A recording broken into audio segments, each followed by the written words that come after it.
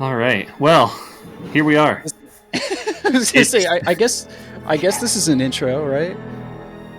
Yeah, it's the Is it start. like It's the start of the technically podcast. qualifies? So you know, Technically qualifies. yeah. We'll let it slide on the technicality. We just kind of were talking, so Yeah. um, I guess that's how it always is. We just usually get that out of the way before we hit record. Yeah. So, welcome to episode 15 of the Podratix Gaming Cast. I'm Zach. And Sophia. I never know how to transition out of that. 15 episodes in, and I still struggle with it. We'll figure it out. What have you One of these been? episodes. What have you been playing? So I've been playing a few games. I did play an NSO game. Mm-hmm. I dug in and I found one of the random obscure games that no one's heard of, and I tried one of them out. It's called Scat. I'm already on alert. It stands for, what is it, like special? No, cybernetic attack team or something. Horrible name, by the way. Yeah. But it's actually weirdly fun. It's an NES game. It was like one of those late NES games, so it feels a little closer to like a 16-bit era I just game in terms of design. I just I typed in NES scat and just like my blood ran cold. I typed it, hit enter, and I was like, oh no, this is gonna mess me up. Are there any nightmare images? No, thankfully it did take me to the game. Okay, so good. we're good there. Wow, this looks interesting. So it's a It looks shmup where okay. you play as one of two like action hero type characters, because it's a Mm-hmm. game from 1990 or 91. The kind of like generic 90s action heroes, Yeah. and it's both like a vertical and side scrolling shmup. You can only shoot left and right, but you have these two little orbs that fly around you, and they will always, like, you can't lose them. It's not like Gradius or anything, where you have like the options that you can lose when you die. Uh huh. Um, so they're always firing, and when you press A, they kind of start to rotate around you, and then when you press A second time, it locks it in that position. So you can have like overhead fire, you can be shooting behind you, you can have extra fire in front of you, you can have diagonal shots. Oh, that's Um, interesting. yeah, it's a lot to manage at first, but I feel like it's not the most difficult NES game. Like, it's hard, right? But it ramps up easier than most. So it actually gave me a good amount of time to learn that mechanic, and it's actually really fun, like being able to have like one more thing that you're controlling, other than just like mashing the B button. So it's pretty short too, especially if you use the rewind feature towards the end, because it gets very hard. There's a lot of different power ups that you can collect, and there's not too much like NES bullcrap Hmm. where you just like something pops out and you're dead. So you actually have a health bar too, and infinite continues. Oh, So so it's probably one of the more forgiving NES titles. yes, it's still difficult. I don't want to make it sound like it's an easy game, but it's also not terrible. It's not cheap. Right. Okay. So it's I'm actually one of the. I would actually recommend trying it out. okay. I'll definitely take a look. I'm looking at the Wikipedia page. Apparently, you get to choose between a male soldier named Arnold or a female soldier named Sigourney. So that's pretty cool. I wonder where who they're drawing their inspirations from. I forgot that. I completely forgot that. I was just kind of spamming to get into the buttons to get into the game. So Schwarzenegger and aliens, Ripley or I mean, I Ridley. had to go with Sigourney, right? Yeah. Um, I mean, she's the best. She's the best action hero ever. right, Best horror action hero ever. Full stop. for sure. Um, Yeah, so I played that. I started playing Demon Turf. I don't know if you're familiar with this one. It just Yeah, came out. I've seen it. I've seen it around. I haven't had a chance to try it out. I have like it looks like fun to play. I have like I don't know. I'm kind of hesitant looking at the art style. I don't know. It just doesn't. It looks. I don't know. Something about some of the animations just kind of like is off putting a little bit to me. But it looks like a lot of fun. Right. I no, I totally understand the art thing. There are times where the game kind of looks ugly at times, like just certain points where it's like that doesn't look good. Just like visually not a pleasing image. Mm-hmm. Um, but yeah, it is quite a lot of fun. It's a 3D platformer, by the way. I don't think I even mentioned that. It's just like this kind of very quirky, very humor filled 3D platformer. It's I'm trying to think of like what would be the best game to compare it to. It has a hub world, but then it also has other hub worlds within the hub world that then lead to levels that are then a little more linear, but still more open than like 3D Land or 3D World. I would say it has the aesthetic about it is like what if Paper Mario were a 3D platformer? Yeah, yeah, that's fair. Like old school Paper Mario, like Yeah, N64 Paper Mario. yeah. It has like kind of the intentional like low res textures and Hmm. stuff. Like all the And this characters game, are like sprites. in game, it performs fine. The menus, I kept thinking the game was going to crash. Like I've never seen menus that perform worse in any video game ever than this game on Switch. Hmm. Like the menus freeze up, like there are music cues that come in wrong. Um, but then as soon as you get into the game, it's fine. That's So really I guess weird. that's what's most important about it, right? When the game comes to a standstill, it really does, huh? Yeah, so there's like you go into individual levels. Hmm. Uh, you have it's more like a Mario game in terms of abilities. So you have like wall jumping, you have a long jump, you have a double jump, you have a glide ability that you can then kind of mix in with the other abilities. So Hmm. you can do like a jump, then glide, and then jump out of it. So you can basically do like a long jump from a glide, Yeah, or you can do like you can double jump and then glide from there, but then that cancels out your long jump. So you have a lot of different movement options. It feels pretty good. Um, Obviously, feel is a big, very important aspect of a 3D platformer. especially It's a one that's little based on movement. right, right. It's a little slippery. It took me a little bit to get used to that. The camera's a little unwieldy at times, but it's not too bad. The thing that's been getting me is the double jump. You lose a lot of momentum with the second jump. And so I've missed a lot of platforms by like a few inches just because I keep thinking I'm going to have that same level of momentum. Hmm. So what like the animation doesn't really make it seem like you're losing a lot of momentum, but you do. And it's just like it's just enough that if you're used to games where you can just kind of keep a constant momentum or even gain more momentum as you're jumping, it will kind of throw you off. So I've been missing a lot of easy jumps that way, but I've started to get used to it. So I'm only like 4 levels in, so I'm not too far. Okay. Um, and like I said, there are each world has its own levels, and then those worlds are connected to a larger hub world. So there's a bunch of hub worlds, Okay. and there's NPCs even in like the individual levels. So it doesn't feel like there's no time limit or anything. So it's a little bit more linear than something like Super Mario 64, Sunshine, or Odyssey. Hmm. Actually, it's probably closest to like Womp's Fortress in terms of like it has a clear path to the end, but then it has little areas you can go off and explore to get collectibles. Okay. So, and then again, once you complete a level, like you gain a battery, that's like the star or whatever the generic collectible is in this one. And then the batteries help you access new areas within the individual hub worlds. Okay.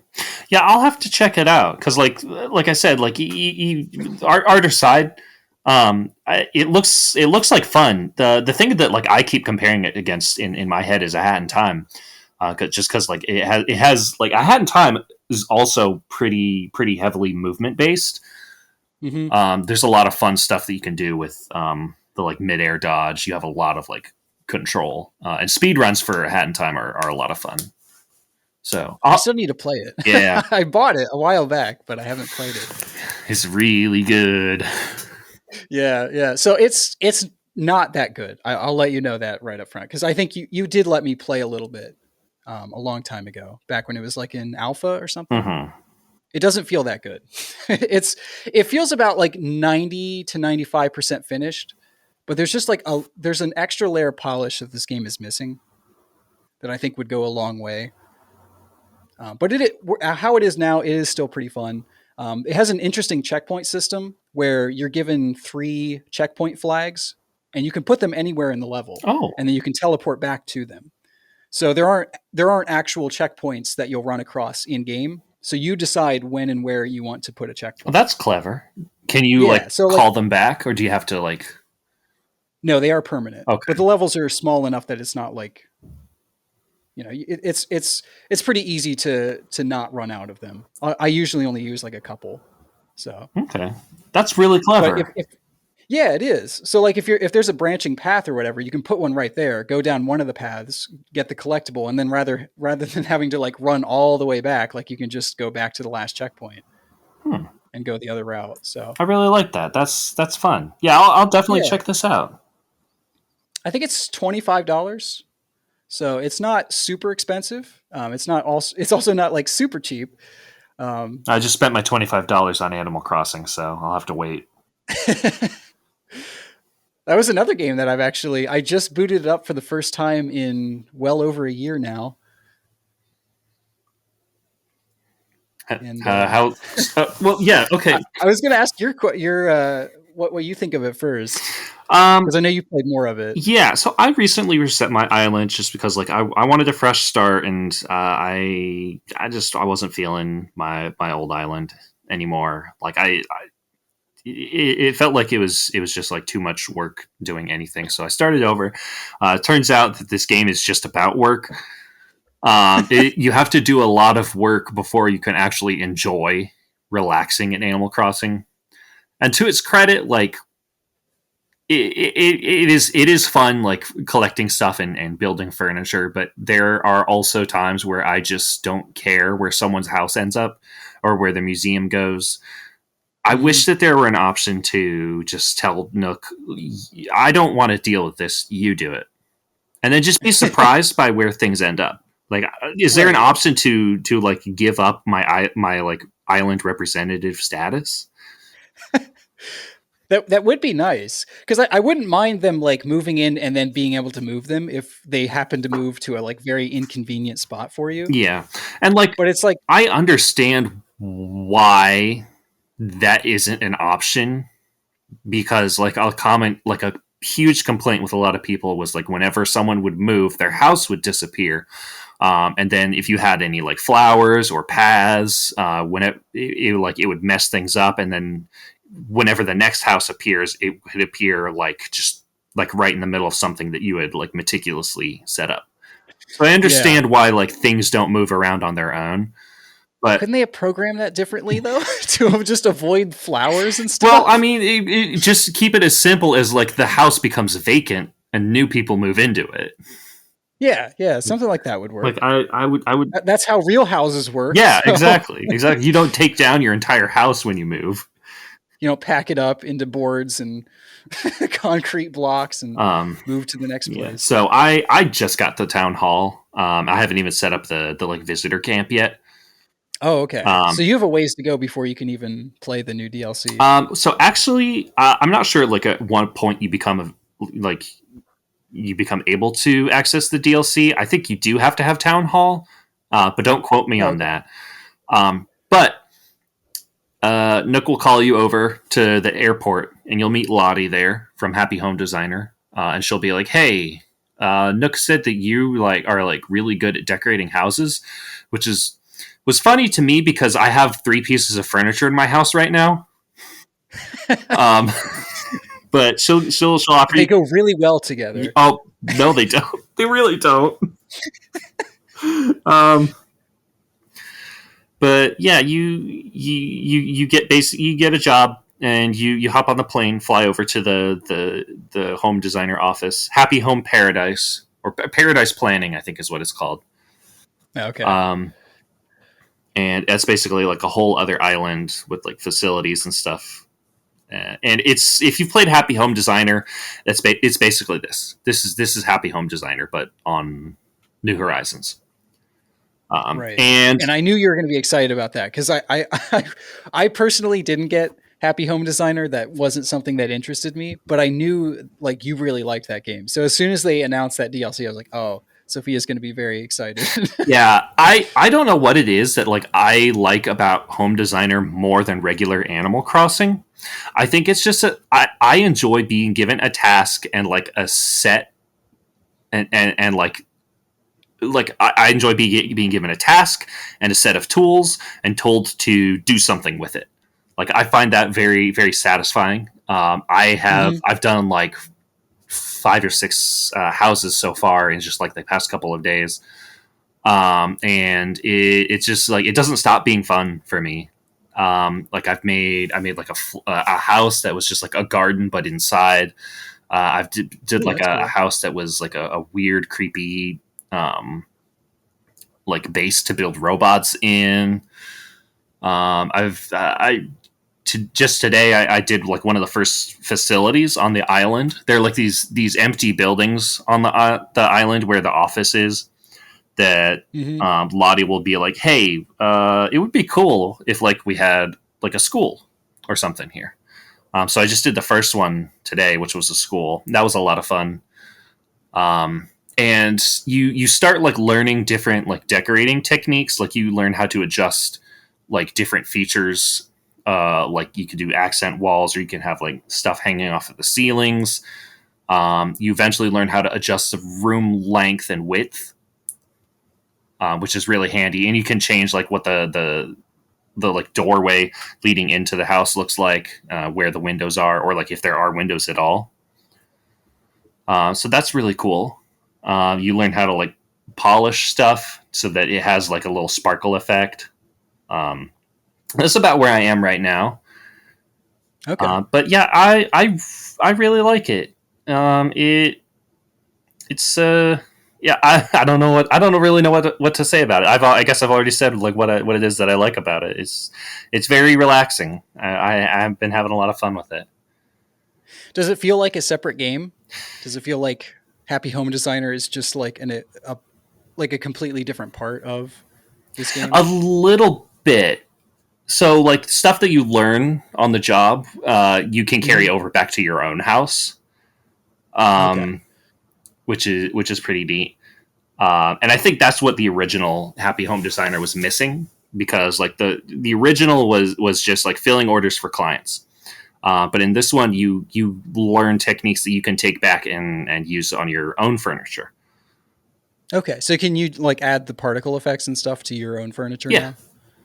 Okay, that's cool. yeah, and it's a lot of fun. You don't get bells for doing it; you get pokey, which when we saw the What? trailer, I was a little concerned because it was like, oh, we don't use bells. You can buy the furniture in store with the company money.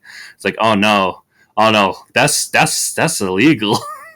You can't pay me in company credit. But it turns out it's just a regional currency, so don't have to worry about that. This is all above board apparently. Gotcha. Gotcha. But there's some really fun furniture that you can buy in there, with the stuff that you earn. That's cool. Is it exclusive to the DLC? Yeah, I think so. Okay. I mean, I would assume so, Yeah, but I think it is. I have no way of like verifying that off the top of my head. gotcha. But it's stuff that I haven't seen. Okay. I mean, I know they added a ton of new furniture in this latest update. Mhm. So Yeah. yeah, I mean, I booted it up. I was just kind of poking around again. I messed around with the first person view, which is pretty Mhm. cool.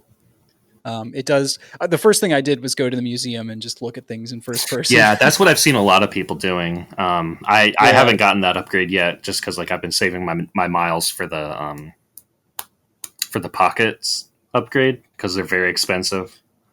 Gotcha. Yeah, I had like 90 some miles that were just sitting in my account when I booted it up. So Golly. I guess I hadn't been buying a lot of stuff. To be fair, I feel like, and I don't know if this has changed. I would assume it's at least better now with all the furniture updates. But like the first few months of this game, the furniture was garbage. Like nothing went together. I couldn't make a matching room. I don't know. Um, it, And like there's a lot of the stuff you Nookling can store is the craft that same. goes like early on that goes like that pairs up really well. But Yeah. then as you go on, you'll start like accumulating things and kind of like developing your style from See, that. I think I just didn't use the crafting system much because I didn't enjoy it. So I was used to the shop having good stuff, and it just never did. So Yeah, like I think I've mentioned this before. Like you'd go in during the summer and it'd be like the same surfboard in just different colors every day, and you're like, "Do you have anything else?" yeah, I've seen the same like 10 items. So um, I don't know. I as I was playing it, like I remembered how much fun I had initially with this game, and I do kind of want to give it another shot now with that it has like it's basically in its finished form now. hmm Um, confirmed finished form. right, right. But it's still just lacking something, and I think I was talking to my coworker, and we were he had kind of stopped playing the game as well, and we were kind of talking about why. And the way he put it was like I wouldn't write a letter to any of my villagers. I was like, yeah, that's kind of the problem with this game. I feel, at least for me, like the villagers feel so brain dead. Like they're just all happy, and then they just have like rather than have a personality, they just kind of have a thing, a hobby that they're into. Like I'm into sports, so I'll just talk about that, Yeah. And so it's almost creepy in a way because you're just walking around this island where like everyone has like a lobotomy, and they're like, "Hi, neighbor," and you're like, I like sports. It's like that's not a personality type.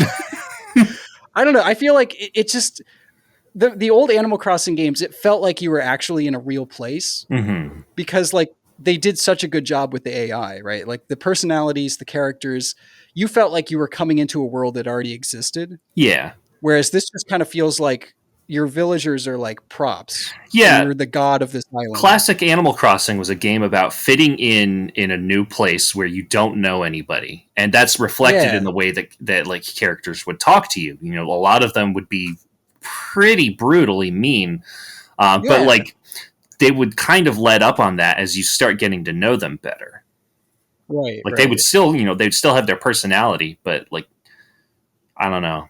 I think you're right. It's just like something is missing for all of the polish.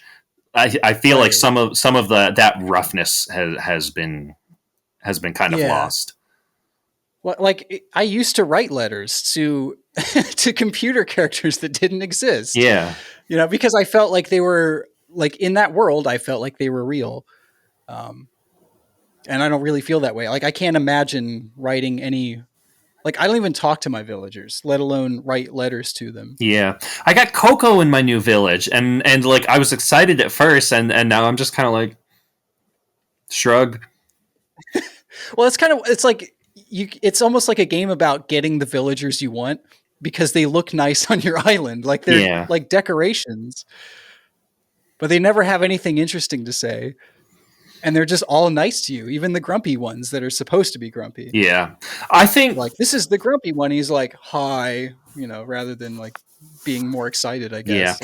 Like, I guess that's one of the things that I haven't really thought about, but like I think that's something that I really like about the home designer aspect is that it gives yeah. you like a way to interact with these cute animals that you haven't had before.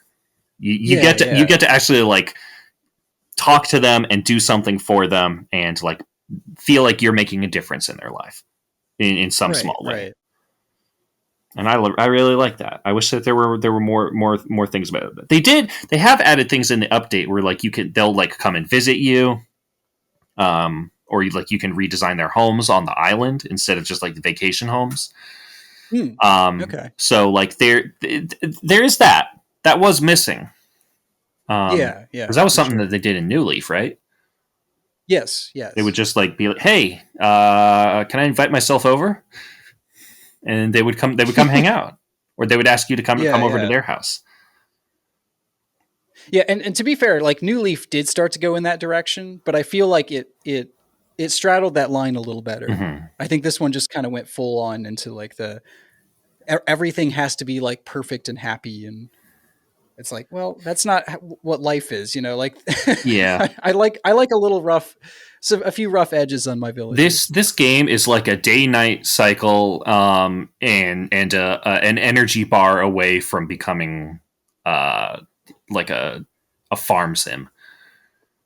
And I Yeah, I don't guess that's true. I don't I like Stardew Valley, but like I have a Hmm. very hard time playing it because it is like I understand how it can be a relaxing game, but having base to like basically race against a clock trying to do things that I don't understand, and finding out that I planted the wrong fruit in the wrong season, it's just not fun. And Animal Crossing kind of feels like it's starting to kind of lean into that Right, aspect of the sim. right, But right. I like this DLC. I'm probably going to play it more than the main game. But we'll see where I am in like a couple months. Okay, Something else will probably come out and I'll get distracted. But for now, I'm having a good time. gonna be playing those $60 Pokemon remakes. You know it. Oh, one other thing I wanted to talk about. Hmm. My girlfriend hopped on to help me Hmm. with like because like there's a lot of stuff that you have to do in the beginning before you can get the town hall. So she hopped on. We did like the 2 player mode where like one person Yeah, is the leader and the other person's the follower, and we would just like swap leadership back and forth and chop down trees and craft stuff, and that was a lot of fun. I had a really good time doing that.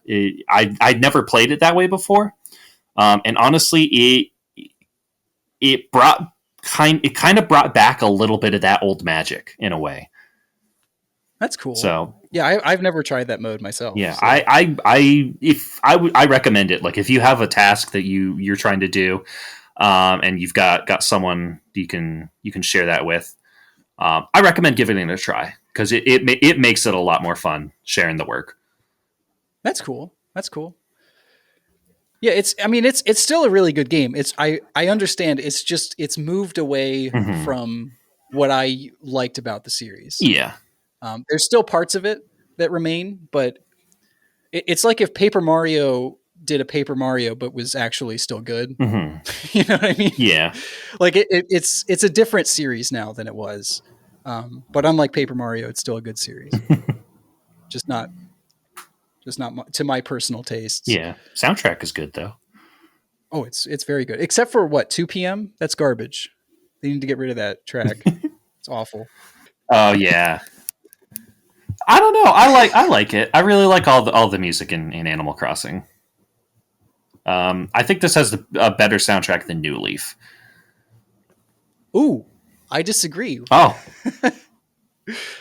I don't know. Like the I some of the stuff in New Leaf just kind of felt like I don't know, like it leaned too hard into the tropical vibe. I like the rustic nature of New Horizons a lot better. Gotcha, gotcha. I think that's just a taste thing, honestly. Right, right. No, for sure. And I think you said right, like you like more melody Hmm.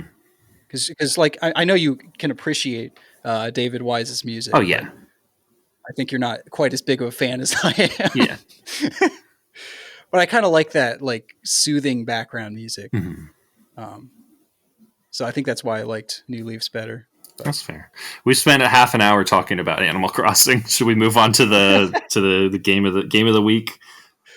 have you been playing anything else before we move on? I'm trying to think if I have other than Animal Crossing. I don't think so. I haven't played Bloodborne in a bit. I need to get back to it. Um, Do you? No, I'm just kidding. yeah, I do. I like it. It's a lot of fun. I think it's a good I'm game. just Uh, that's fair. Other than that, in Dead Space, I don't think so. Okay. Well, then let's hop right into to Dead All Space. right, So this or was your. stomp it, as it were. I love how noisy that stomp is. Yeah. You're like trying to sneak around the ship, and he's like, it's like, wow, Isaac, keep it down. Like there's only a million zombies on here to. Sorry, necromorphs. Yeah. So this is your first time playing it, right? It is, yes. Okay. And I'm a huge Resident Evil fan. Mhm. Um, so I kind of can't believe I missed this. I think because I didn't hear enough people saying that this was like Resident Evil, but it really is. Yeah. It's its own thing for sure. Um, but yeah, I absolutely love this game. Where do we want to start with this one? Story, background. Yeah. Let's. Um. So like I've played this game a lot, but I've been struggling like the past couple of days just trying to like put together in my head like how to talk about it. Mm-hmm. So it's a third person survival horror game. You play as this space engineer named Isaac Clarke. You're on a you and like a couple other people are going to this ship called the USG Ishimura. Is a planet cracker. It is orbiting this big old planet, mining it for resources.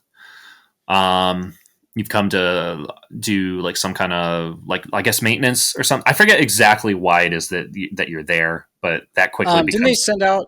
Well, no, it wasn't a distress signal. It was they just lost contact with that ship, right? I And so think they were sending it to fix the comms array or whatever. I think so. Um, I started this game like 4 weeks ago or 5 weeks ago. So yeah. So you come up to the ship, and you're like, I don't know, this does not seem good at all. I think this is bad news bears. And very quickly the team is reduced from like I think a team of like 6 people to just 3. right, It's you, Isaac, uh, Kendra. Is it Kendra? yeah, I think so. Can't remember. Are you looking it up? Yeah, I, I just played this game and I can never remember. Kendra and Hammond. yeah, Hammond is the one in charge, and Kendra is the doubter. right. So they kind of become like separated from you. They're off like doing their own thing. Yeah, it's Um, very early on that you get separated yeah. because you go to like power up some door or something, and then there's a lockdown sequence, so Mhm. they're on the run. And then a bunch of necromorphs break in, kill everybody. Open fire! Open fire!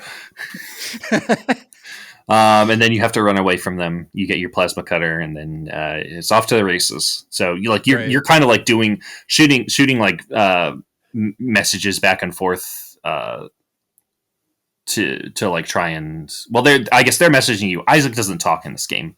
He does scream and yell Right. and Right. stomp and everything, but he doesn't talk. Not in this one. Um, Was he talking the other ones? yeah, he does. Oh, that's weird. That's a weird change to make. Yeah, it's not as bad as you would think, honestly. Okay. I'm all honestly, I'll say it. I think we should put the other 2 games on the wheel. No, I wouldn't mind. I'm gonna be straight up. I'm gonna try very hard to not compare this to the second game, which I think is much better, much better. Oh, really? Yeah, Wow. Okay. I think the first game is extremely good. But if I had to rate them, I would say the second game is probably the best. Wow. Okay. Well, now I'm kind of excited because like this, I only had a DS and Wii during the like PS3 360 generation, Mhm. so I missed out on quite a few of these like big PS3 360 games. Yeah, And this is like, I feel like I missed a masterpiece. Like I absolutely loved this game. I have a few little nitpicks, but generally speaking, I think this is like not that far behind Resident Evil 4 yeah, as like masterpiece title. yeah, it's really really good. I also missed out because I think I've said before I didn't have a PS3 or Xbox growing up. I just had like a PS2 and a Wii for the longest time. So I kind of got into this pretty late as well. I think I got it on PC, which is how I got my copy. Um, um, I played the Xbox 360 version on my girlfriend's Xbox One, and That's how I played the game. yeah, I would say that's the best way to play it if you can. PC version is not bad, but you have to do like a little bit of stuff to fix the camera, or not the camera, but fix like the mouse control. I got completely distracted. Does the aiming feel like dated on the PC version? So I was talking to Doug and they were saying that they felt the gameplay felt very dated. And I was like, I didn't feel that at all, but maybe that's a PC issue. On PC, it's kind of a botched port in a way. Because the camera control is tied to the frame rate. So when you take a game that is on console and locked at 30 FPS, you have a constant like camera speed. When you put it on the PC and like have an unlocked frame rate, it becomes very, very sluggish.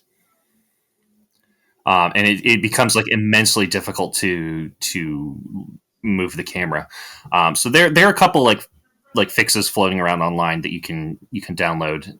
It's not really like a hard thing to do. It's just like it's kind of annoying more than anything. But it doesn't, like you shouldn't have to do that. yeah. But like if that's the only way that you can play it, like that's fine. Right. But I played the console. I'd imagine. Sorry, no, go ahead. I was just saying because I imagine you can get like a much higher frame rate and higher resolution. Yeah, it looked fine, honestly, on 360. But yeah, it runs really, really, really good. I'd never actually played it on console before. There's a specific part that works a lot better when you have mouse control than it does on on the gamepad. But I honestly didn't have too much trouble with it this time. Can I take a guess? Yeah, go ahead. Does it have anything to do with the tentacles, where you have to shoot the glowy spots while being dragged away? No, because that was really frustrating. No, although that part is pretty rough. It happens a lot. So yeah, it happens like 3 times over the course of the game. No, it's the part where you have to play asteroids, first person asteroids. Oh yeah. No, that's awful. Yeah, that was one of my nitpicks. Yeah. I don't think the game has adaptive difficulty, but the time I cleared it, it was like suddenly way easier. Yeah. So I don't know what happened. I don't think I just magically got better on my like 6th try, but that was kind of a staple for that era though, of having a turret level. Mm-hmm. Like almost every video game that had shooting mechanics had a turret level back in those days. I don't know why that is, but yeah, it's pretty bad. I would imagine it's much easier on with a mouse. Yeah. Especially if you can get those gyro controls.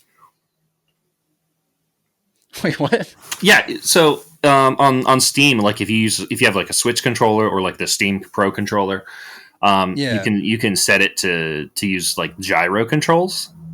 Oh, really? Yeah, and that's really, really handy. That's like probably my favorite way to play it. Having like mouse look with the controller, really good. Interesting. I don't know. Maybe we'll see it on the Steam Deck version. I'd like to see it ported to Switch now. It'd be perfect. Yeah. I think that's what a lot of people have been wanting. Like I remember when the Switch first came out, and there were like so many posts that were like, "Oh, it would be perfect on the Switch. Oh, we gotta have Dead Space." And I'm like, "Yeah, I agree." Just got to release the trilogy, right? Just put them all. Yeah. Well, they wouldn't probably all fit on one cartridge. No, it would probably be and like EA one would of them. Too cheap to buy the. One of them would be on the cartridge, and the other 2 would be downloads. It'd be like 3. They'd put everyone's least favorite on the cartridge and Yeah, I've got make it unbeatable. I've got things to say about 3, and they're a lot of good things. Honestly, I just said least favorite. I didn't say it was a bad game. I haven't played it. no, you're good. It's very different. It's very It's nobody's favorite. I'll put it that way. The debate's always between 1 and 2. yeah, that's fair. But so let's We got distracted. no, it's all, we're good. We're good. We're good. It's kind of this whole podcast. Yeah, we're just kind of having a conversation about a video game. So let's talk about like kind of like the actual gameplay of this thing. Right. Complete silence. So it's a third person shooter game. So you've got the camera hanging around your back. You have like 4 guns that you can hold onto at any point, and you shoot zombies. So it's like Right. it's a survival horror game. So resources are limited. What did you think of like I guess I'm trying to think like how to like go into this. I guess because this was your first time playing, I guess I kind of want to play by play of like how you felt going in and everything. I really liked that it is that kind of like it's very Resi 4 inspired, which is one of, if not my favorite, Resident Evil games. It feels very much like they took the elements of that game and modernized them. And by modernized, I mean by 2008 standards. But I think it holds up very well.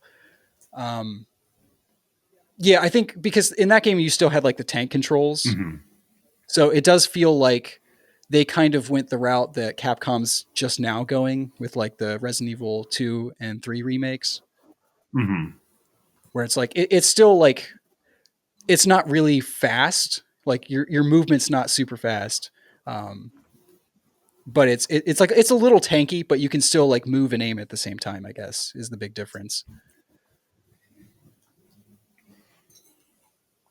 Sorry, Then, I was taking the opportunity to eat. that's fine. And then as far as the combat, so unlike a game like Resident Evil where you're encouraged to get headshots, right? Like that's just kind of every game. You go for the head. That's really just the best. You can go for the legs and they'll fall over, but like you still have to shoot them in the head if you want to actually kill them. In this one, they're basically you can still kill them by getting like gut and headshots, but it takes so much more ammo. So you're encouraged to shoot off the limbs, and that's where the weapons come in. Like they're not general like generic guns. There is kind of the one, right? The what's the assault rifle kind of thing? The pulse rifle. Yeah, I think. yeah. That's like the one kind of real gun, I guess. A lot of the other stuff are things that you would actually expect a space engineer to have, which is kind of cool. Like you have, well, specifically like they're like mining tools. right. Yeah, so you have like I think I mentioned it on the last episode, the Ripper. That was for sure my favorite weapon. It's The basically Ripper's really good. It's a gun that shoots a spinning circular saw blade out at like I don't know 3 meters or something, and it just keeps it there tethered for I don't know a few seconds, and you can extend that by upgrading it. And you can just it stalls enemies in their path. So you can just kind of keep a lot of enemies at bay and then just kind of move it around and start chopping off limbs and heads. And it's just a good time. Yeah. And it has an excellent sound to it. Everything in this game does. The sound in this game is so immersive. Even just like the background stuff where there's like tools being dropped on lower decks, and you can hear like very clearly where it's coming from. So this game has really good spatial audio, which I wasn't expecting for a game from 2008. I feel like there are games, modern games now that have worse audio than this game. Yeah, it's really good stuff. Like it does a really good job. Like it is never quiet in this game. Right. Like even if like you're in a place where like it should be quiet, there's just like this kind of like like dark ambient hum. There's like there's like whispering like at the edges of your ears. Right. And like stuff crawling through the vents, which is always freaky Mhm. because stuff does actually come out of the vents in this game. So you don't know when, like when that's actually like, is that really an enemy or is that just like a sound clip they're playing? And Yeah. that's really good because you as the player can't tell, so it Mhm. keeps you on edge at all times. Yeah. Real quick, I want to ask, how long did it take you to figure out that you had to dismember the zombies? Oh, I I knew that going into the game, so Okay, because the game makes a point of telling you 5 times in a row. yeah, even like on the walls, right? Like Yeah. So shoot you. the limbs or whatever in blood on the wall. Yeah, yeah. So there's like a bench where you get your plasma cutter, which is basically like the handgun of the game. Right. More like a revolver by the end of the game. It's really freaking good. Yeah. Um, written in blood on the wall, cut off their limbs, and then you find like an audio log. There's like, oh, shoot them in the chest doesn't help. Oh, but we got it. We found out that you could cut off their legs, so that's the only way to stop them. And then Hammond gives you a call and is like, "Oh, shoot these things in the chest isn't working. You got to cut off their legs." And then the game physically stops you and puts up a menu that says, "Dismember enemies' arms." Strategically dismember enemies' limbs. Yeah, it you can tell they were proud of that feature. Yeah, And they really didn't want you to miss that, clearly. yeah, but I feel like people are generally pretty smart and will find an effective way to tackle a For situation. sure, for sure. Yeah, So they it's probably definitely they probably overkill. could have eased up on it a little. I think just one of those would have been fine, even if it was just Hmm. written on the wall. Like it's a wall Yeah, you can't miss, and it's huge writing. So yeah. That was it's like it's just it's kind of like a well known meme. gotcha. The that the game just like goes out of its way to like bludgeon you over the head with this Yeah. information. So what weapon loadout did you play with? So I let myself down. I said that I was gonna try to use some of the other weapons this time, Right. and I didn't. I just used the plasma cutter. That's my favorite way to play the game. I mean, I can see how that would be fun, but I don't think I could play this game without the Ripper. Like Hmm. it's just it brought a smile to my face every time. Yeah, I did go in with New Game Plus, and I bought a couple of other guns. So Okay. Okay. Yeah. Okay. Yeah. So I finished. I had the cutter, and the plasma rifle, and then I had, of course, the Ripper and the flamethrower. Those were my four. mm, I generally didn't use the flamethrower too much, and the power nodes are very limited. yeah, So it's like you can't upgrade everything. This isn't like an RPG where you can just grind and like get all of the stats. So you you have can to. if you only have one gun. That's true, but you can only fully upgrade one thing at a time. Yeah, So trying to like balance, like my skill trees were only about like a third to half complete by the end of the game, or mostly a third, I guess. And I didn't do a lot with the flamethrower. It was okay. I that's just kind fair. of needed like another filler weapon. Yeah, I think the force gun does a better job of crowd control than the flamethrower. Okay. It's more like a shotgun Oh, okay. I don't think with I like even a tried that one. yeah. It's a lot of fun. When you get like fully upgraded, it'll just like rip the limbs off of zombies. It's it's Ooh. it's pretty great.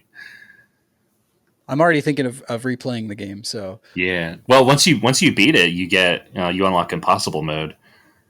So might be a good way to dip back in. I did see that. I don't know what that is. I'm assuming it's a hard mode, It's like a harder really than hard hard. mode. Okay. It's basically nightmare difficulty. Is it like one hit kill? Two hit Um, kill? more or less. Okay. Man, that would be really hard though. Yeah. Because I mean, I took a beating at certain times. Um, Mhm.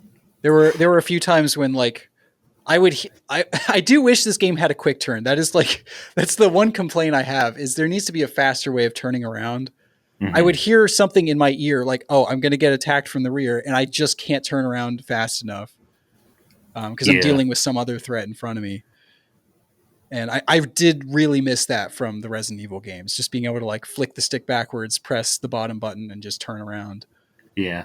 I can't remember for sure. I think that's something that they put in later games, but I can't remember for sure. Okay, it's not like Um, game breaking by any means, and there's plenty yeah, of items. I I'm will. like super stingy with ammo in any survival horror game, Mhm. so I had the same issue in this game where like I kept coming across items and I'm like, "Ah, I don't have inventory space for that, even with like the level 5 suit.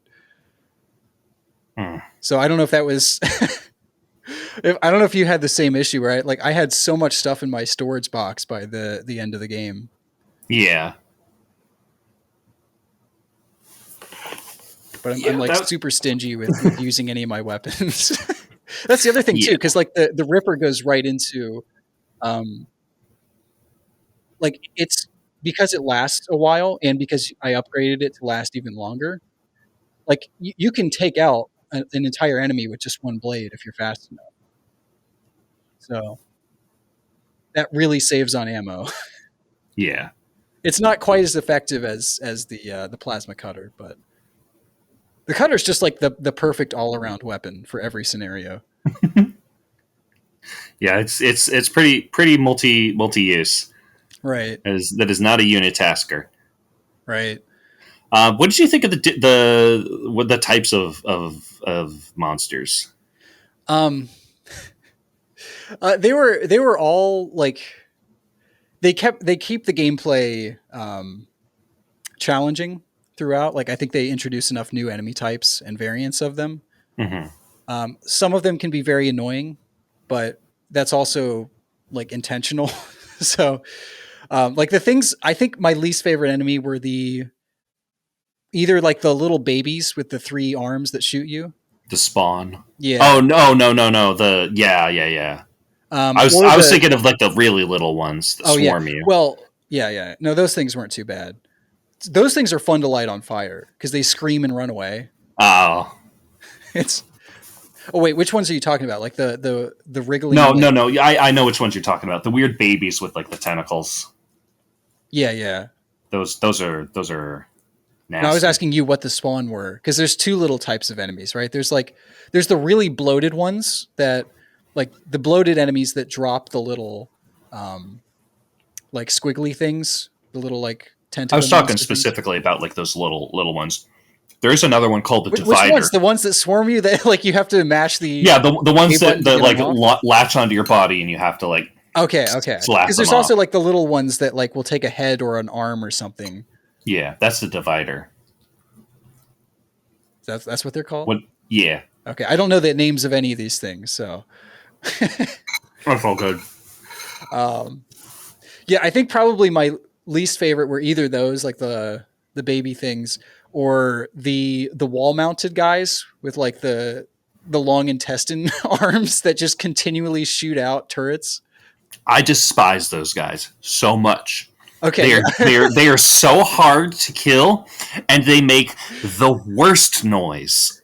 they do, and it also like they shoot out those little like blobby turret things so quickly that you spend so much time dealing with those things that Hmm. then like oh it regrew a limb or it moved its other limb out of the way or like Yeah, yeah those things were just annoying.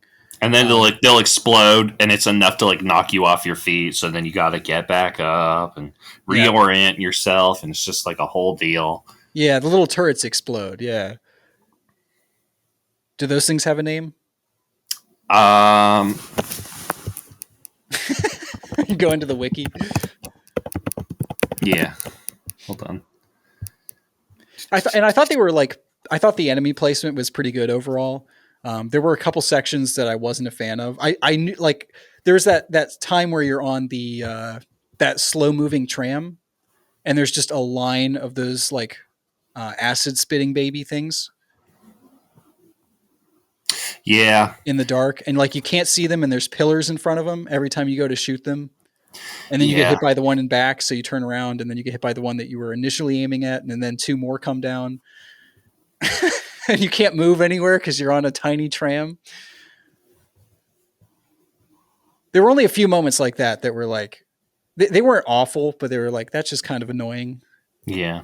There's also a kind that reanimates corpses and turns them into more monsters. Oh, the big like bat things. Yeah. So that's terrifying, but also like as an enemy, Oh yeah, that's yeah. really really good. What did you think of Once again, the Ripper is very effective at that because you can tear them apart before they get to him. Yeah, yeah. What did you think of the Regenerator? The Uh, unkillable one. You can't kill that, Isaac. I didn't think it was too bad. Like that felt very Resident Evil to me because Mm-hmm. so many of the games have like an unkillable enemy that you just have to Yeah. run from.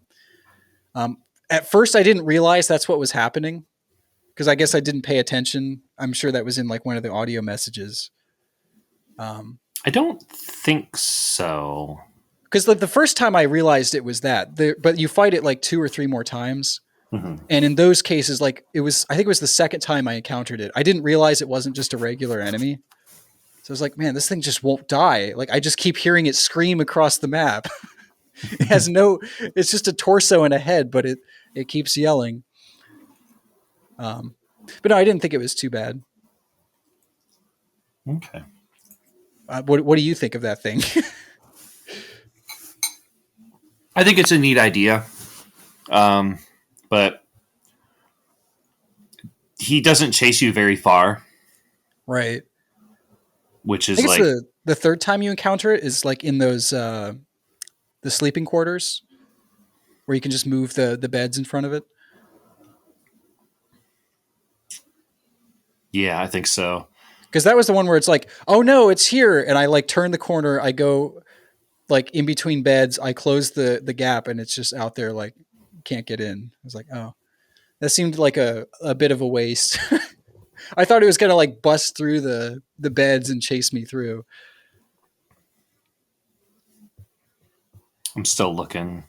Darker slasher spitter. What's the spitter? I'm just looking at the Dead Space wiki. No, the Okay. spitter spits.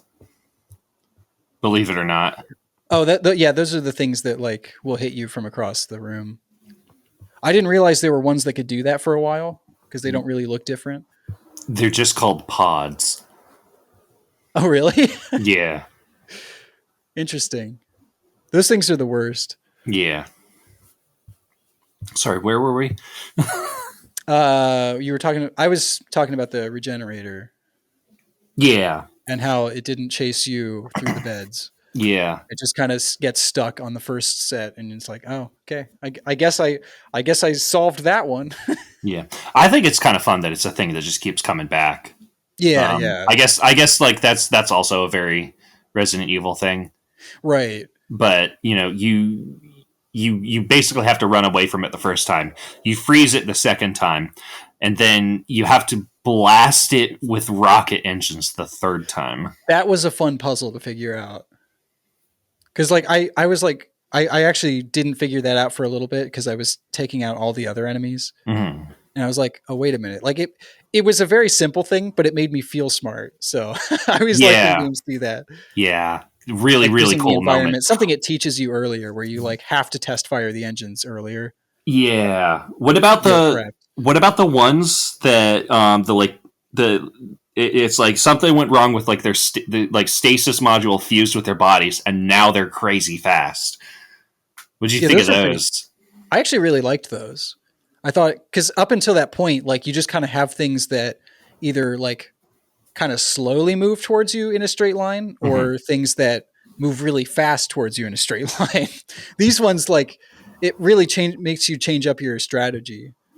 Um, I didn't it didn't make a ton of sense why they were appearing later because I thought they were all supposed to be the ones from the ship. Yeah. So the Twitchers they're called Twitchers, by the way. Okay. Uh, I guess because of the move the jerky movement. Yeah. But they are actually from the ship that came when they intercepted the SOS. Right, right. No, I got that. I'm saying I didn't understand why there were some of them later on in the game, Oh, they. like past the point where you blow up that where the ship blows up. I'm assuming probably that it was just some snuck on board, something like that. Okay. That's I mean, probably. it's one of those things that are like, huh? Like it worked for the level design and the game design of that section, but it's like Mhm. lore wise, it didn't make a ton of sense. I was like, those should all be dead now because they were on that ship, and that ship kind of exploded. So I Yeah. thought that was a cool twist because I was like, when that started to happen, I was like, this is only a few hours in. I feel like something's going to go horribly wrong. Yeah, something goes horribly wrong. Yeah. Yeah. That moment, like if you like know what's coming and you replay the game, like that moment when Hammond launches the escape pod and you're just like, oh my gosh, because Yeah. that's what does it. Yeah. Yeah. Not that they were coming to help anyway, because it was a search and destroy, but Right. Right. still. Right. Yeah. I thought like the story was fairly minimal, Hmm. but I thought it was well told. And I don't, I tend to not feel that way about a lot of AAA games, especially from that era, because they generally have to appeal to, the greatest audience possible. So I always feel like some of those games get um, kind of lose something in the story department. But I thought it Yeah, did a pretty good job. yeah. It's a little generic at times, but the fact that the game itself feels so unique, like that kind of keeps it fresh enough that I Yeah, didn't mind some of the tropes. yeah. It's a lot of fun. Like the stuff with the church, um the marker, Hmm. Altman be praised. All that stuff is like Yeah. appropriately spooky, and it's just very fun. It's like it paints a really interesting picture about this setting. Right. That's And just like really. I always enjoy a game that gives you little bits of lore if you go out of your way to explore. Hmm. So the fact that this game does that is just like another thing. Like just finding out little bits about the church, about the marker, about what happened on the ship, Yeah. through audio logs, text logs, stuff like that. Um, What did you think of like? Because I've heard different people say different things. Like what was your, I guess, the temple experience, engineer temple. Wait, what? There's you find like audio logs from this engineer who was like you're basically like retracing his steps. Oh His yeah, name yeah, is yeah. Temple. What did you think of like that whole thing? Were you surprised that you actually got to see him? Oh yeah. Okay. So I was trying to think of like what you were even talking about. But yeah, now I understand. Sorry. No, it's fine. Again, I played this game in bits and pieces. Hmm. And I think I even messaged you, especially early on, and this is the case for the Resident Evil games too. Like I'm kind of a horror wimp. I enjoy these games a lot, particularly because of how well designed they are. But I Hmm. really struggle to play them for long bursts because it's like the atmosphere is so oppressive and overwhelming Yeah. that I get like actually stressed out in real life. So I have to like, okay, I can only play for like 20 minutes, 40 minutes, something like that. And then I have to put the controller down, do something else. So unfortunately I wasn't able to just kind of binge the game until like towards the end, because at that point, like you've kind of seen everything. Yeah. Like story wise, there's new stuff happening, but you start to eventually get like worn down by the like, okay, I know what to expect at this point. Hmm. But I don't think the game goes on too long. That's always a Yeah, I concern. think it's a really really good length. It's a good, like you could probably like take about a week to play it comfortably.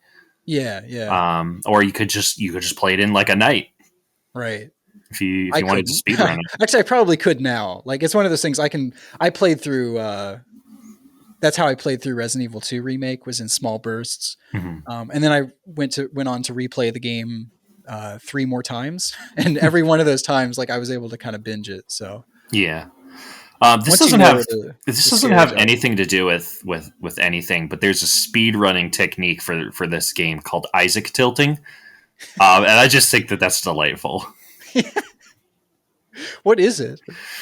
So there's like a way that you can get Isaac to like get like his alignment with the game world becomes kind of funky because it's like you do it in 0G and the game just doesn't like reset it, so it thinks that like Oh, you are on a tilted like it thinks you are on a tilted plane, but the game thinks you are on level ground. So like you can just kind of like you can just like go off at an angle, and you can use that to skip a lot of stuff. interesting. Yeah, I would highly recommend watching the GDQ Yeah, I'd actually speedrun like to for see this what that fix. is. Yeah, it's a lot of fun, and they did a really good job of like explaining what all the tricks they were doing were. That's cool. Yeah. Yeah. Sorry to like side rail there, but No, I that's just actually a good transition into the zero gravity sections. Um, this was one of the areas I thought it's a very interesting mechanic. mhm. I don't think it was executed the best. It's Yeah. not terrible by any means, and I think especially early on, it does a good job of like not overwhelming you at any point. Mhm. But it never feels amazing.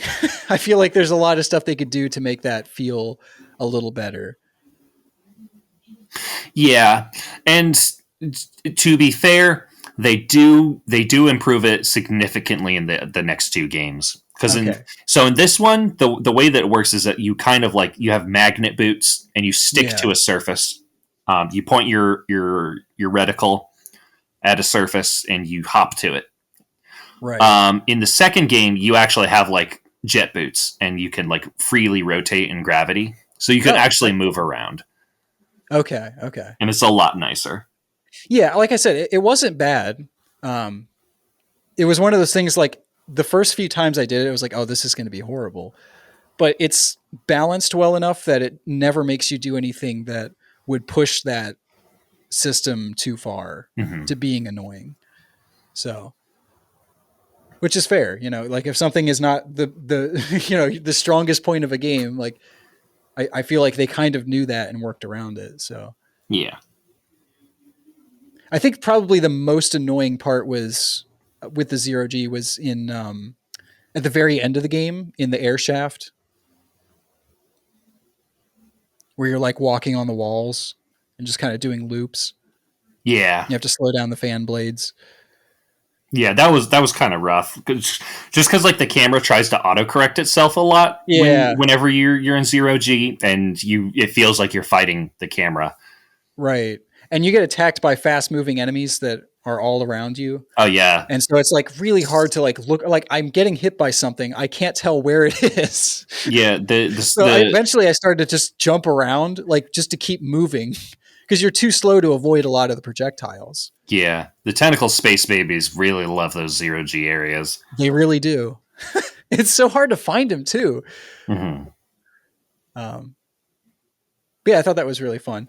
I also liked there was a good amount of puzzle solving here, like environmental puzzle solving, not like Resident Evil style, Yeah.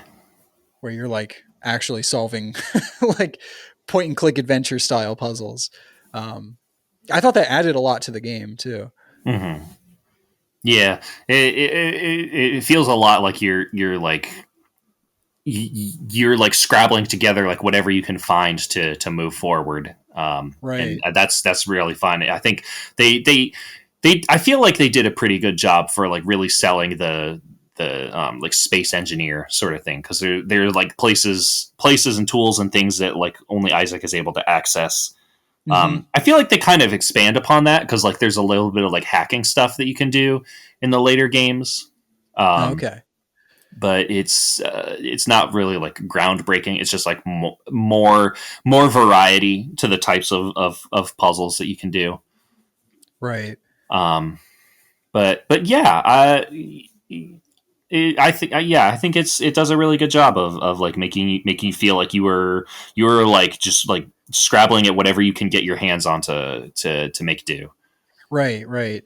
And I also really liked. I already forgot the name of it. The like slowing down time mechanic of individual The stasis. stasis. Yeah, that was it. Such a difficult name. I can't.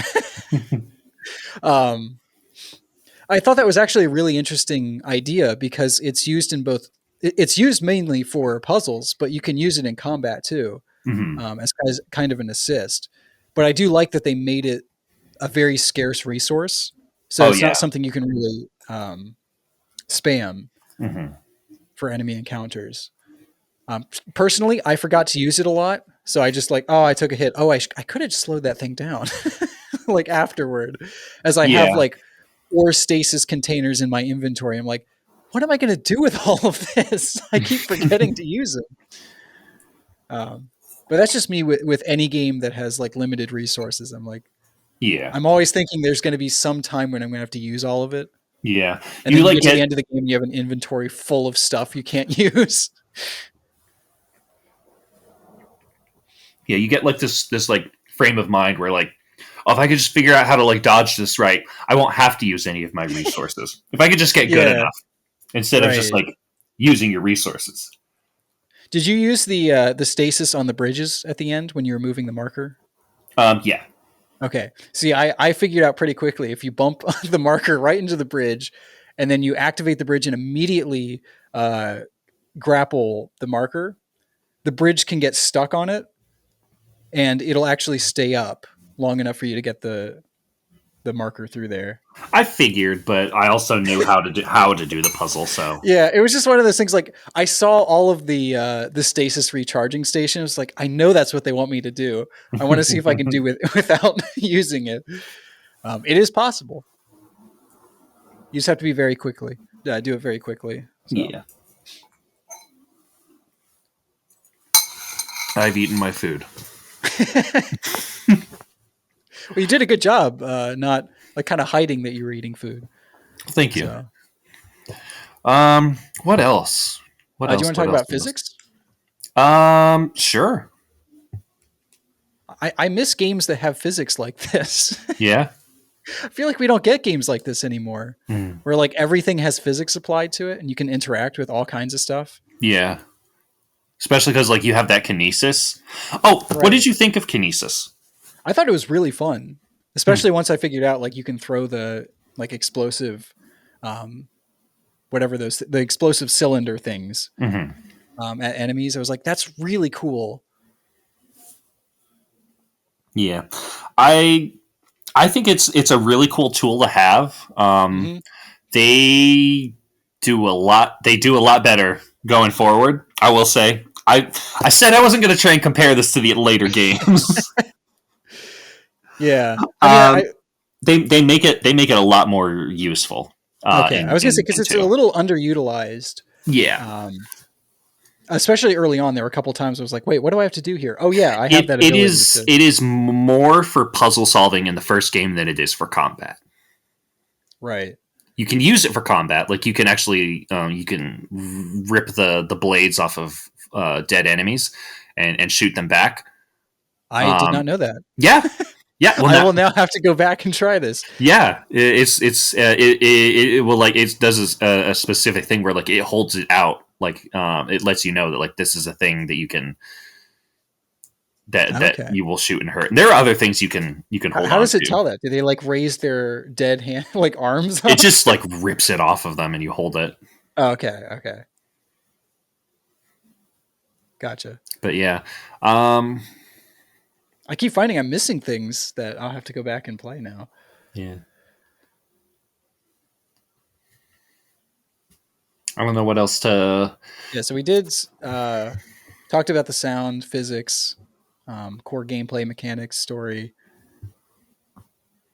Did you what was your reaction when you saw Nicole? Which time? The first time when she like just showed up. Oh, I wasn't sure what was happening. Hmm. I assumed too that like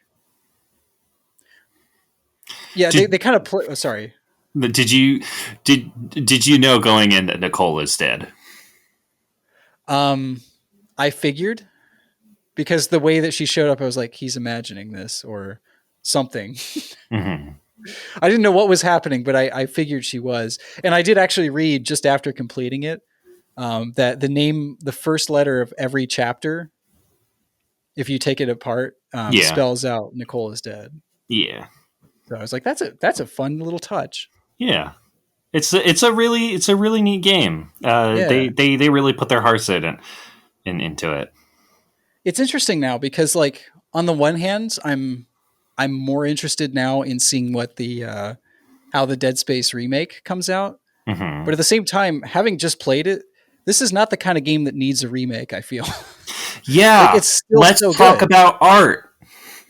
This Yeah. Yeah. holds up so well, like not just gameplay wise, but like Yeah. the art style is so good. Like they really put a lot of effort into like making this, like everything is stylized. The textures are like all like really crisp. Like Hmm. even for like a game of that era, like it still looks so good. Right. If you compare, especially like the new gameplay footage, I watched a comparison video of the remake footage they released and the original game, and I was like, I mean, obviously, like the remake does look a lot better, but it Hmm. doesn't look significantly better. You know what I Yeah. mean? Like it looks like a really good remaster at times, Hmm. almost more than a remake. It, And that's again uh, just because of how well the artist did on this game. yeah, like they did a Wind Waker to the original. They Yeah, just did, like updated the lighting engine, and that's it. right. I know they're like building this game from the ground up, and Hmm. they've already confirmed there's like new story elements and stuff. But I'm really interested in seeing what that's going to be like. yeah, yeah. At the same time, I'd almost rather see what they would do with a new game, Hmm. just because again, this game holds up so well. Like this is now one of like my new favorite games, um, despite the fact that it's so old. Like 2008 doesn't feel like that long ago, but it really is. Yeah, this game this game absolutely is has aged like a fine wine. Right, especially when you compare it to a lot of the other like early PS3 360 games. I'm gonna Like look they were pretty rough. up what year did Dead Space come out? 2008. What I else think that's came what I out? said, right? Um, Animal Crossing City Folk. We Fit. I'm trying to think. Um, I feel like 2008 was not a great year for Grand Theft games. Auto 4, Okay. Fallout 3, Metal Gear Solid 4, Okay, there were a few more than I'm. Gears of War 2, God of War Chains of Olympus, It's a Super PSP game. Smash Yeah, Brothers Brawl, I do remember that because it was delayed out of 2007. Left for Dead. Oh, geez. This is when all the Okay. good games came out, huh? Apparently, I haven't Sonic. played half of those.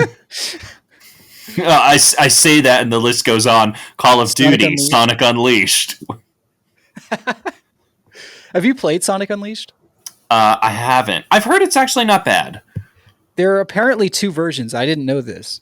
Um, there's the Wii S2 version, as they call it. That's the Hmm. version they made for the Wii and PS2.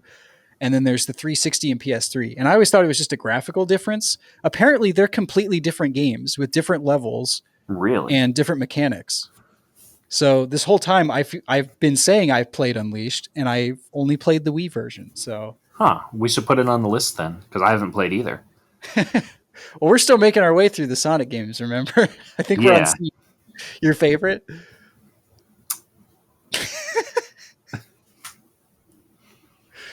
No, we got to play 3. CD came out first. If we're going in order, we got to play CD. No. I'll do what I must. But yeah, this Anyways, back to Dead Space. back to Dead Space. A lot of good stuff came out, and this was one of them, one of the good ones.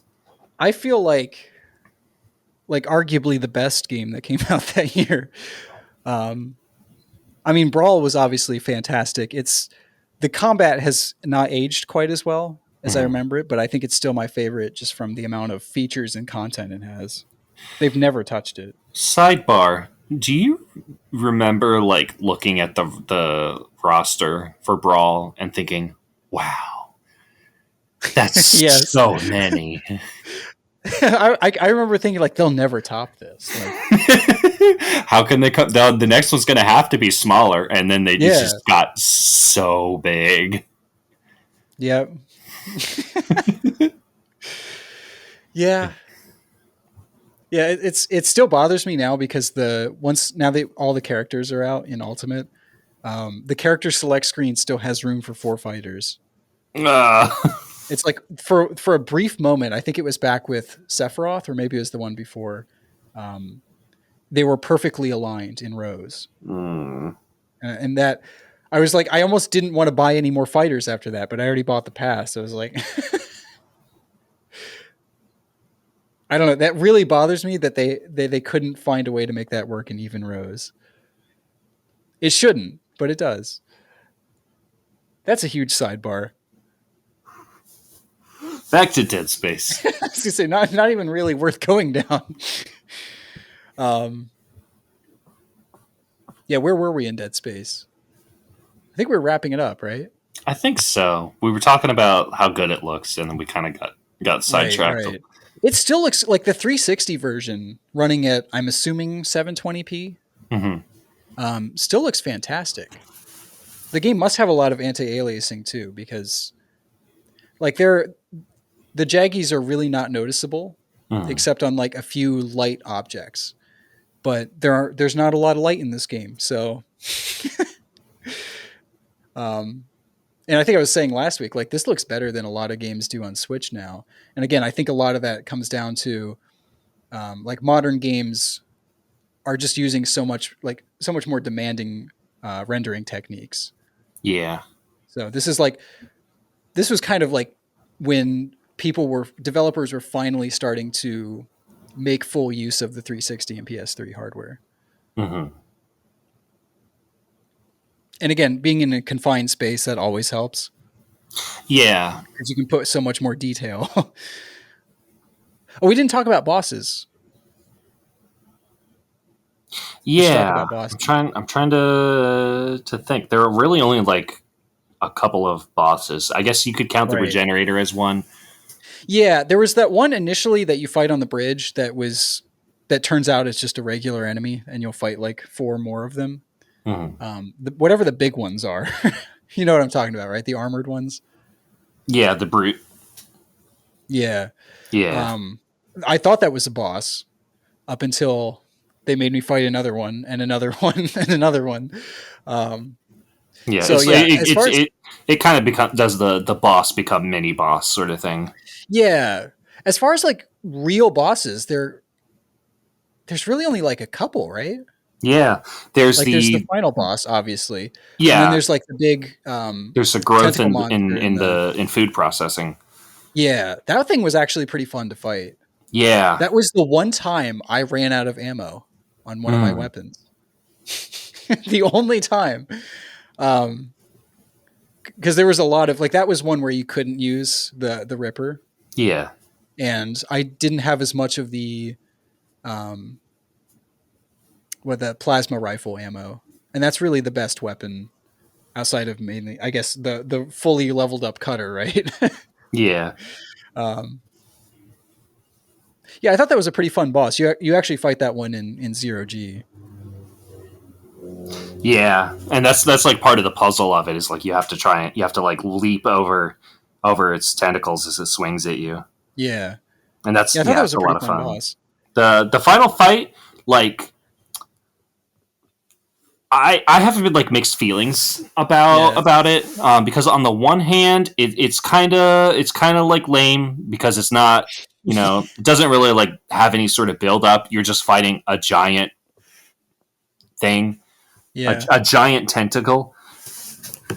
But on the other hand, I'm a big fan of Eldritch horror. Just give me a big tentacle to shoot at because. And I'm pretty happy.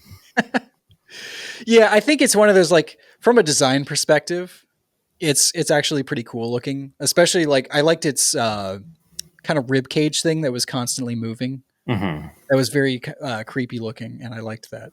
Yeah. Um, but yeah, as far as how the fight itself plays out, it's just kind of avoid the tentacles, shoot the glowy spot. Um, but at It, that time, I it think you're it is sorry. more of a spectacle than an Yeah, actual yeah, like anything else. And for that, like I enjoyed it for what it was. right. I think at that point you're kind of with Isaac in wanting the whole experience to be over. So Yeah, it's a little fitting bit, end to the a little bit. But if you don't worry too much about the story and just enjoy shooting a big monster, then like I think it's fun. right, right. But also, Yeah, like I kind of get because like there isn't really like I guess technically the big bad is the Church of Unitology. right, right. I kind of like that though. Yeah. I kind of like that you're not sure what you're even fighting. It's not just like some organized group. Um, I mean, it kind of is, but you know what I Hmm. mean. It's not like the Covenant or something, you know, Yeah. or the Locust, where it's just like, oh, this is a threat. You know, it's an organized group. You have to fight them all. Or even like, okay, you know, in Resident Evil, you know it's Umbrella, right? So it's not like Not a you big know you're going up surprise. against Umbrella and their experiments throughout the whole game. Yeah. This one is kind of like, where did these things come from? Why are they doing this? Yeah, So, what does the marker mean? Why right, is there like insane scribbling all over the walls? You know, why what's going on here? Just that kind of like problem sleuthing right, is right. a lot of fun, figuring things out and then coming to realize, oh, it's this weird thing that they found on the planet that's driving them insane. Yeah, And I don't know. I really love stuff like that. Just like inexplicable, unexplainable horror is a lot of fun. yeah. Um, so without spoiling anything, does the ending tie into the second game? Like the Yeah, after credits scene? yeah, a little bit. Um, I wasn't sure what I to can't make really of talk that. about So it. I was going to say, I don't know what, I kind of don't know what happened when he's like on the ship and gets attacked. I was like, is that in his mind? So that is explained, right? I know the answer. Okay, okay.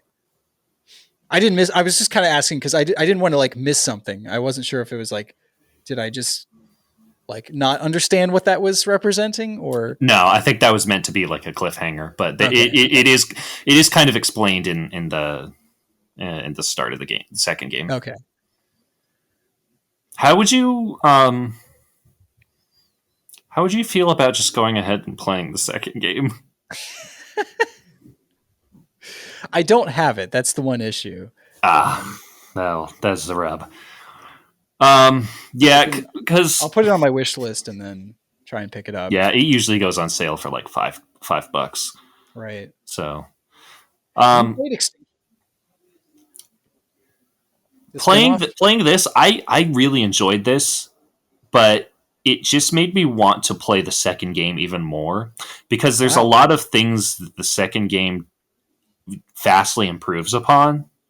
okay. Like it is much tighter. You like you move and react more quickly. Enemies are faster, and they made the stomping on enemies is how you get ammo out of them. Instead of them just dropping it, you have to like stomp their corpses like a bloody pinata to get goodies Squish it from out of them. them. Yeah, So is it and like it's in their just rib cage? I guess so. Rather than a heart, they have a an ammo They container. yeah. Um, and in the So third game, what I've they heard. Okay, hmm. sorry. I was gonna say what I've heard is that, and you can tell me what you think of this, but from what I've seen online, it seems like most people think um, the second game improves a lot mechanically, but it's a little more action packed, whereas the first game has more atmosphere and is scarier. Absolutely. Okay, okay, The second game is like a roller coaster. okay. Um, trying to think because I've only played I was through gonna it say the one initially, time. I'm trying to. Initially, this game is like absolutely terrifying Yeah. for like my first playthrough. Um, the first like 3 or 4 chapters, I was like just walking everywhere, looking Hmm. around corners. It was like, after a while, you start to pick up on the game's tricks, and it Yeah. becomes a little bit more action packed. But initially, like this game is still terrifying. Yeah. I don't know if this game does the same sort of thing that like Resident Evil does, where like it like keeps track of like how you're doing, like how you're using resources, and will like leave stuff out for you. I'm not sure if it does anything like that. Hmm. But like even without that, I feel like it's really well balanced. Everything you need is like right where you find it. Right. And when you don't have what you need, you feel it, and Yeah. it's just really really fun. Yeah, especially after like especially after working on our own game, it's like now every time I'm playing these games, I'm like, wow, there's so many systems they had to balance. Yeah. So many systems. I couldn't get an enemy respawning system working. It's a miracle this game exists. Quick side note: did you actually play the update Um, of the chimney? yeah, Not yeah, not I of did. okay. Yeah, I did. I still need to go back and like make it look a little bit nicer. I already have like ideas for how I'm going to do that, Yeah, but it already looks so much better with your actual levels in there, though. oh, thank you. Like I kind of forgot how because I've been seeing them in the editor, but I obviously couldn't play them. Hmm. So I was very used to seeing those generic levels that I just kind of scribbled out with pre-made assets. Yeah. Um,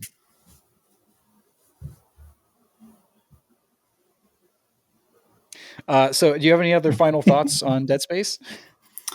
Um, I can't really think of anything. I think if you haven't played this game and you at all wanted to, you can't really go wrong playing it on PC.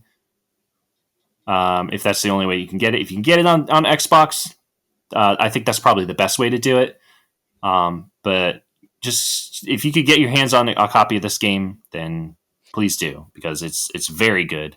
Yeah, um, S rank for sure for me. Oh, absolutely. I feel like this is the first like because we haven't had any A ranks, right? It's just kind of I don't think so. because Yeah, we had a couple that I kind of wanted to put in A, but I settled on a B for. yeah. I think this definitely goes at the top.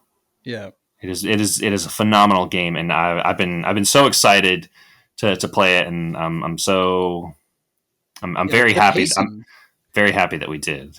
yeah, the pacing is so good. Hmm. Like that's really hard to nail. Yeah, Not getting like bored with the mechanics that you currently have, not feeling like something's dragging out too long, or yeah. not making enough use of a mechanic. The Um, sound design, like yeah, there will be those like moments where it's like just quiet enough, and then like you get a call that it like crackles and bursts into life, yeah, and yeah. as, This as is definitely a they game like like you they're have to play talking to this you. with headphones, Yeah, yeah, yeah. like nice headphones if possible. Hmm.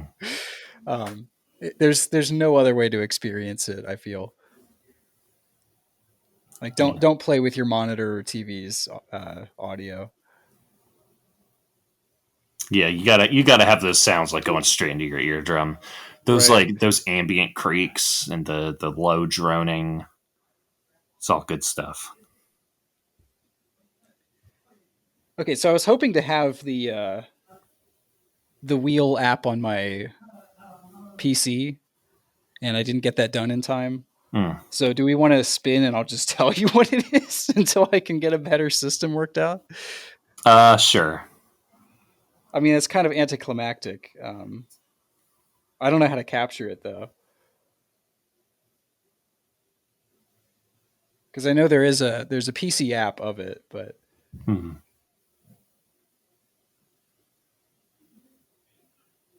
You can just put in some sound effects. I can turn my phone's volume up so you can hear the spinning sound. Sure. All right. Here we go.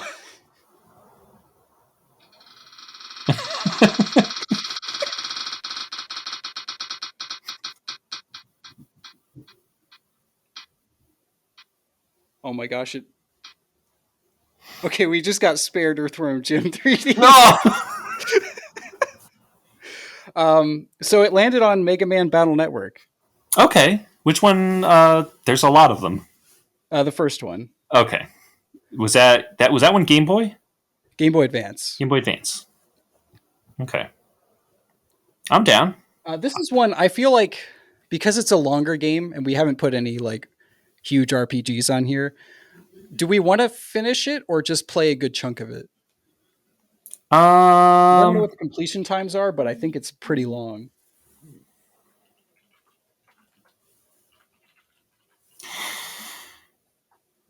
Hmm. I don't know. I could go either way. There's a part of me that would want to try and play it to completion because I've Okay. never played Battle Oh, Network. it says 14 hours is the on howlongtobeat.com. Okay. That's still longer than anything we've played so far. Which I realize True. like we have some games on there that are going to be a little longer. So I didn't know how True. we wanted to I like heard Outer four. Wild is going to take a while. Hollow I Knight's going to take a while. I heard 14 hours, and I was like, that's like that's like 2 days. No, I If you can't played play. I nothing can't. but Yeah, I can't play Mega Man Battle Network for 7 hours in a single day. completionist run is 40 and a half hours. I'm probably not going to completionist it. No, I would not recommend that. If you don't know much about this game, it's basically a card collecting game, or in this case, Hmm. battle chips. Have you seen anything about the combat? Yeah, it's like on a grid, and you like Yeah, select battle chips, and you have to like move your character to avoid attacks and position them so that they are in the right spot to fire an attack. right. It's a unique blend of action game and RPG mechanics, like turn-based RPG, Hmm. because you can move at all times, but you have a countdown timer to when the next time you can pick a battle card or battle chip. I think it was what's the Star Force, Mega Man Star Force. That one had battle cards, and that's what always throws me off. In this one, they're battle chips. So you basically you can get certain chips either by doing like side quests or by finding them or by getting them from enemy drops, Hmm. and then you build your deck. Um, and then you'll usually start a battle by being able to pick. I can't remember if you pick multiple or just the one. I How haven't played much? this game in forever, How so much do I need to know about Mega Man going into this? zero. Okay. This is a completely different universe. It has nothing to do with the other games. Okay. It has certain characters that it reuses, like Gutsman is in here. Gutsman. Da-na! I knew you were going to do that, so that's why I threw out Gutsman. It has like some of the other characters from the older games, but they're completely reimagined. Okay. So it's like in a world where everyone kind of has a cyber buddy, like a pet almost, Hmm. but they like talk to them. And then you can jack into computers, like any computer device, and then you control the character, in this case, Mega Man, and they're like exe files essentially. Hmm. And then you control them, and then that's where you like do dungeon crawling and engage in combat, and you take out viruses and you change things then in the overworld. Interesting. So this is so it's like Bowser's Inside Story, Kind of. but not Yeah. really. A little bit. So I'm hoping if the battle system clicks with you, I'm hoping this might be a Mega Man game that you might enjoy. Okay. I mean, I'm absolutely down to try. Because I really love like quirky RPG systems like that. Yeah, it's a lot of fun because you always have your Mega Buster too. That's the thing. Um, your Mega Buster just does one damage point, and most enemies have like 50 to 100 or hundreds. so you can kind of like whittle away at enemies, but it's the chips, sorry, that you really want to rely on. Hmm. And I don't know if this game does it. I know some of the older games, the sequels do it, but you can like change the environment of their turf to set up other cards. Hmm. I guess it's like a little Yu-Gi-Oh, like I guess, but in real time. Okay. Well, I guess this will also be my intro to Yu-Gi-Oh. I've never played Yu-Gi-Oh. I just know like I know there's like terrain cards and stuff. I shouldn't even speak on Yu-Gi-Oh because I'm not. I know that there's a blue eyes white dragon, and that's all I know. Heart of the cards. One of the characters looks like Gotcha. Coconut Head from Ned's Declassified. That And seems like a lot of knowledge you have then. yeah, I guess by comparison, I must be the expert. Right. On all things Yu-Gi-Oh. Pot of Greed. The Exodia. I think Pot of Greed is a banned card because it just lets you draw 2 more cards or something. Huh. That's Is this that's. actually in Yu-Gi-Oh? I think so. Okay. I think I it's didn't know if you were I think just it's a making stuff real up. card that you're not allowed to play officially. Wait, what? Like it has been banned. Wow. It wasn't banned from the start, but it has since been banned. I didn't know you knew It so was much it was about like it was like competitive one of the Yu-Gi-Oh original thing. cards. I guess I do know a lot more about Yu-Gi-Oh than I thought I did. And with that, let's wrap up our episode here. Oh no! I'm being attacked by a big monster. Oh no! Oh no! I don't have my plasma cutter. Oh no! Oh no! Ouch! Oof! My blooded bones.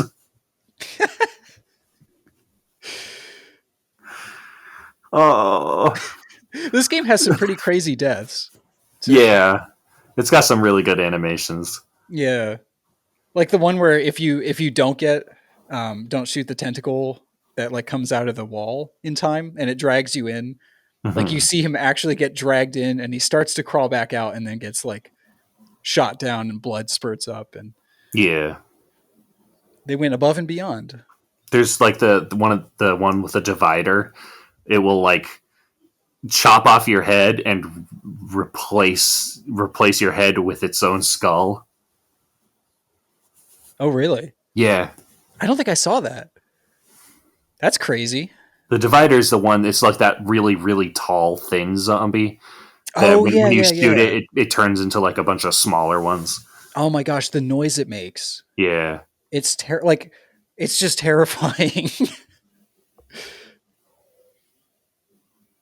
Anyways, I thought we finished the Dead Space discussion. Oh no, my body. It's in pieces. Put it back together, make me whole. Well, thank you for listening, everyone. Make us whole. Ah! Ah! I hate the noises. I absolutely hate the noises of the wall zombies. Yeah, no, I for hate them sure. so bad. I hate it so much. It's even worse than when you get frustrated because you either like are trying to blast off all of its limbs Mm-hmm. and getting hit by the little turret things, or you're focusing on the turrets and you just keep shooting more of them while making that noise. Yeah. It's yeah. I think in that discussion I decided that was the worst enemy.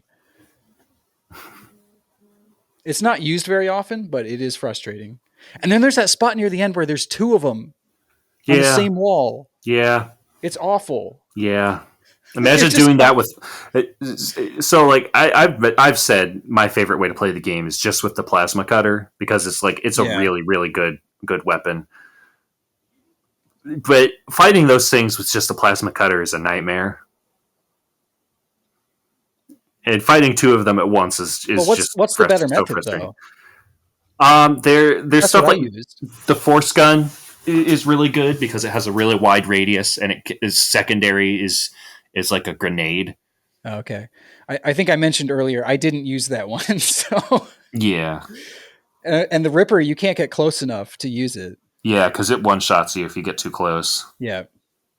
And you're just like, it just takes your head clean off. Mm-hmm.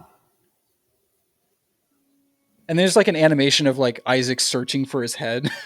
Yeah. Like, what the? They got really goofy with it. Yeah, I'm like, that doesn't seem right. Yeah. At least he like didn't get on the floor and start looking for it like Velma looking for her Jinkies! glasses. That's Isaac's one line. It's the one thing he says. He just grunts and says Jinkies. Yeah.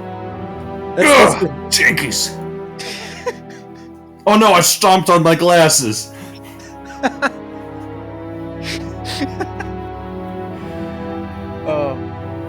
I think I tried to get us to end this episode like 3 times now. At least twice. Well, fourth. Keep reopening the case. Fourth time's the charm. All right, thank you for listening, everyone. Thank you. Have a good evening. Don't get spooked by a big zombie. Oh, what's that behind you? Oh, just kidding. There's no zombie there. Or is there? Who can really say? That's a slow fade.